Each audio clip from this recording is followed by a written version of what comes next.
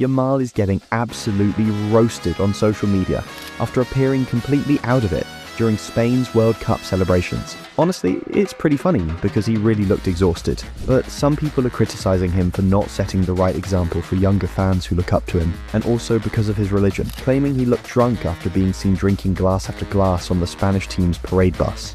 People are also criticizing him for posting pictures of himself smoking a cigar on Instagram, and for supposedly going from one girl to another. But first, let's clear a few things up. For starters, none of us are in a position to judge anyone's faith. And secondly, there's absolutely no proof that the drinks Yamal was holding actually contained alcohol. As for the clips where he looks completely spaced out during the celebrations, it's also entirely possible that he was simply exhausted, which would make perfect sense considering the Spanish players probably celebrated all night long. They likely hadn't slept at all, and that's understandable when you've just won the biggest prize in football. Think about it. Professional footballers spend the entire season under constant scrutiny. They're not allowed to make a single mistake without getting slammed for it. And sure, you can argue that's part of the job. They're paid millions and staying professional helps them win trophies. But in this case, what exactly are you supposed to tell the Spanish players? They just won the World Cup, the greatest achievement possible in football. That's the ultimate prize. You literally can't accomplish anything bigger. So who's really going to criticize them for celebrating?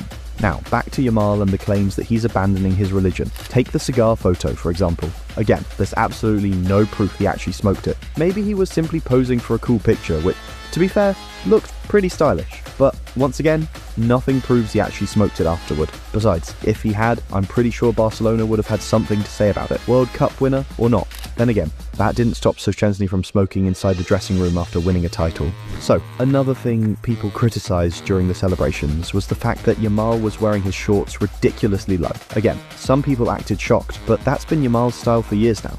He's simply following a trend that's popular in America. Do we really need to make such a big deal out of it? Honestly, I don't think so. As long as he's brilliant on the football pitch, I couldn't care less. Especially because people forget one thing. Lamine is still just a 19-year-old kid. Seriously, leave him alone. He's just a teenager enjoying life. Like after Spain beat Argentina in the World Cup final, when cameras caught him eating a BBQ pizza immediately after the match, as if nothing had happened. And when you think about it, yeah, it's perfectly normal for a 19-year-old to love pizza. Nothing wrong with that. And for those who keep saying he's constantly jumping from one girl to another, let's not forget something else. Lamine is usually the one getting hurt. Remember his very first girlfriend, Alex Padilla? She was with him during Spain's Euro 2024 celebrations. Well, she was later caught live on stream sitting on another guy's lap. Even though she immediately tried to end the live stream, it was already too late. The clip spread everywhere online, and after that, Lamine ended the relationship. Now it's getting a little messy again with his current girlfriend. They seem like a great couple, but recently old videos resurfaced of his current girlfriend, Ines Garcia, from before she even knew Lamine.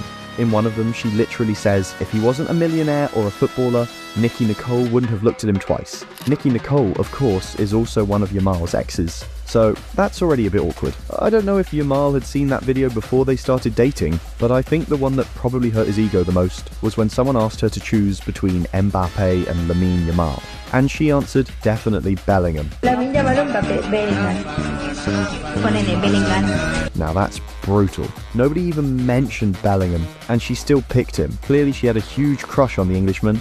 That said, she didn't even know Lamine back then, so he probably forgave her. The point is simply that even though people think Lamine is the one breaking hearts, he's often the one who ends up getting hurt. And finally, for everyone questioning his faith, don't forget that while nobody is perfect, Yamal has always been proud of being Muslim. You can see him praying before every match to thank God. He did exactly the same after Spain beat Argentina in the World Cup final. The very first thing he did after the final whistle was kneel down to pray and give thanks to God, just as he always does before stepping onto the pitch. He has also never hesitated to speak out when someone disrespects his religion. Just a few months ago, during a match, Spanish supporters started chanting, "Whoever doesn't jump is a Muslim." They were trying to mock the Egyptian players on the opposing team, except they forgot that the best player on their own team was also Muslim. It affected Lamine so much that after the match, he was the only Spanish player who refused to go over and applaud the fans. He was disgusted by what had happened.